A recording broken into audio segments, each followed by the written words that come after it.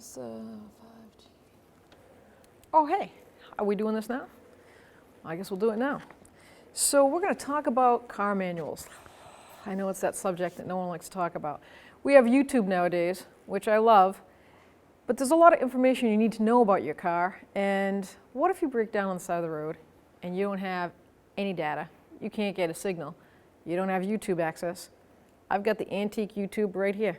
It's in your glove box. I found a lot of things in here that I was kind of like shocked about. I need to reset the clock because of our time change. And I was like, I'm messing around in there. I opened this up, and in 5 seconds, I figured out how to do it. Now I could have gone to YouTube, which I did, by the way, and there wasn't anything there. Maybe it's too small, minor, that nobody cares about put on YouTube. But it's right here. And I'm finding all sorts of cool discovery things about the car that I thought I knew, and I didn't know. So let's talk about manuals, how to use them, what you can find in them.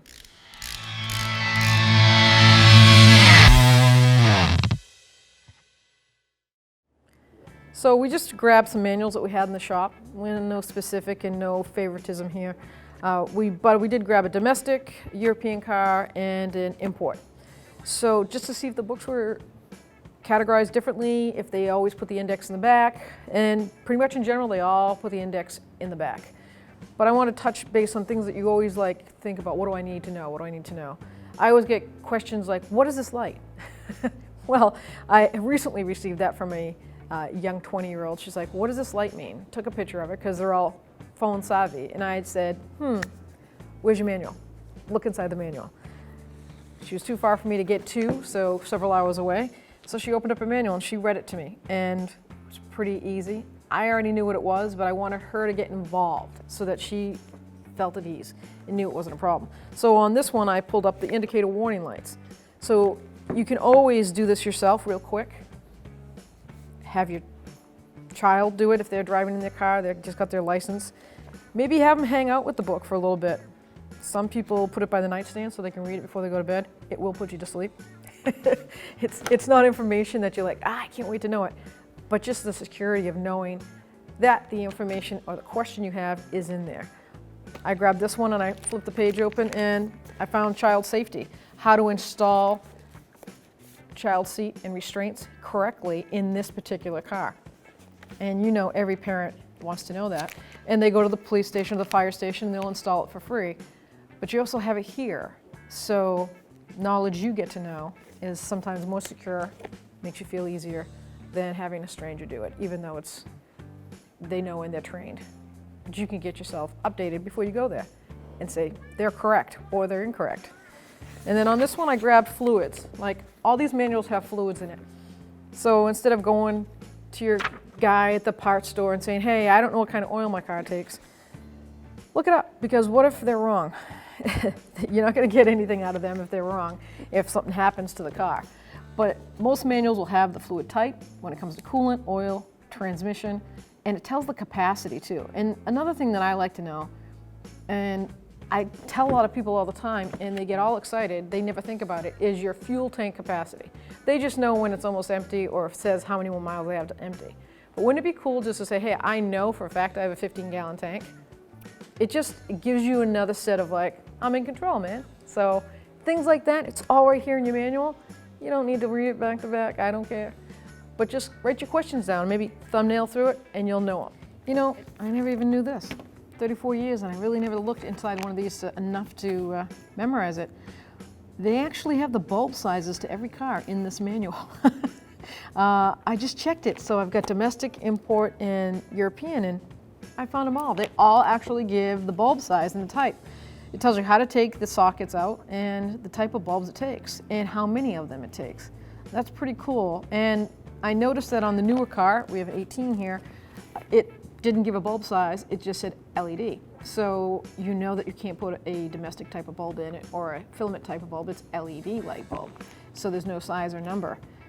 That's pretty cool. This older car gives me the bulb size and everything. And the ones that are LED, it says LED. The other one's 3457. So like this car has a mixture of both filament or LED light bulbs in it. And it actually tells me the ones that are LED, the ones that are amber, clear bulbs, and it gives you the number, the size. That is great information to know, and it is right there. I know that sometimes these manuals are like looking up a dictionary, and it's hard to find where you're going to go, but the indexes are always right here in the back, and they do break it down.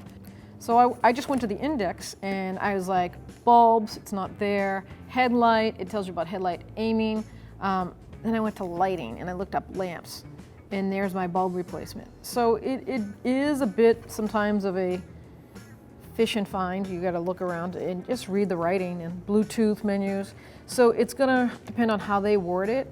Just don't give up. Don't think, oh, they don't have it in here. They'll have it in there. You just got to think of how they worded it. And every book can be different. This one actually gives you really great pictures to look at in details. And it tells you turn the wheel. It gives you step by step. So if you don't have access to YouTube and you can't watch one of our videos, shame on you, get some Wi-Fi. But they're out right here. So if you needed a quick reference, I say go to your manual. One more real important thing I want to talk about is towing. Heaven forbid you're on the side of the road, you get your book, open it up, call your tow company, and they're on their way. While you're waiting, especially in low-profile cars, a lot of your mid-sedan vehicles nowadays, they come, if you've ever noticed on your car, check to see if you have it. If you ever noticed these little plastic squares on your bumper, there's one in the front and one in the rear. So on the Mini, I found it in the manual under Giving and Receiving Assistance. They show you tow and where to put the tow hook. They show you the 2 locations of those little plastic doors, and in the trunk, this is where you're going to find your jack and your accessories. You can see right here, it comes with a screwdriver. It has a flat bit on it. On the inside is a Phillips. You flip it around. But you would just pop this little plastic cover out of the way, like that. And then inside this compartment here is the tow hook. So you're going to take this and thread it right in. Now this, you don't have to be out in the field or in the middle of the woods for this to work. Even for a tow truck that's going to just tow you up from a flat surface. The cars are so low and the suspension is really delicate, so it's best to tow it from here. Tow truck drivers should know that. So it's under Giving and Receiving Assistance, and also it has tire torque in here. You can look under tire inflation, how to change your spare tire. It's going to give you your wheel torque of each car. Always pay attention to that when you have tire you're going to take off at home.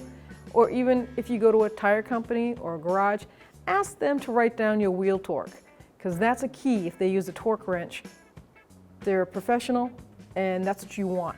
If they write it, then you know your wheels are torqued and you're safer going down the road than if they forgot, or if they did it with an air gun and over-torqued. The last thing I want to say about car manuals is my opinion, and it's my opinion, is the size these things come in. I mean, yeah, it's overwhelming. Look at the size. And they put them in the glove box. Can't even fit a pair of gloves in the glove box after these are in there. Well, also all the Dunkin' Donut napkins. But what I like to put mine is in the trunk. There's always a spare tire access, a little clearance. Open that up, put my manual down there. So it is in my car if I do need it. Heaven forbid I'm on the side of the road. Nobody wants to do that. And it's not sitting on the counter at home.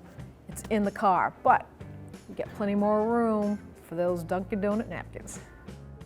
Thanks for watching. Visit 1AAuto.com for quality auto parts shipped to your door, the place for DIY auto repair. And if you enjoyed this video, please click the subscribe button.